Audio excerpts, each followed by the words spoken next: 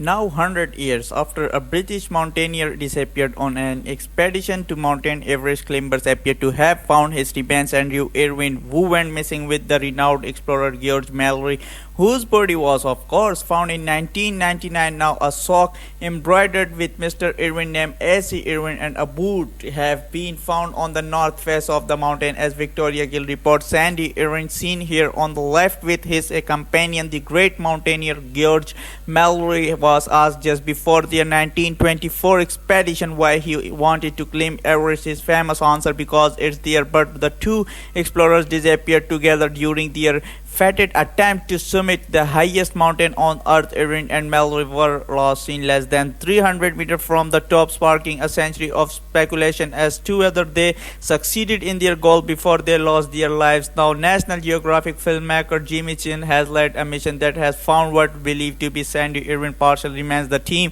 discovered a foot inside a 1920s leather boot with a name tag A.C. Irwin stitched into the sock. Hopefully, this leads us to have a greater understanding, a bit more clarity about the events of that fateful claim. That's the hope, and I think that lends the importance of the find. A member of Irwin family has volunteered to provide a DNA sample to allow the remains to be scientifically identified, and for the family this is a moment to remember a brave young man with an appetite for adventure. The story of Uncle Sandy has affected all of us, although he is an important historical figure and his name is inextricably linked with George Mallory and Everest and the tragedy of 1924. He was a young man, he was 22, he was a great horseman, he was a good skier, was very popular with the opposite sex, he had lots of women who adored him, but above all he was a young man who just took life and lived it. The discovery has not solved the mystery of whether Sandy Irwin and George Mallory made it to the summit of Everest, but it has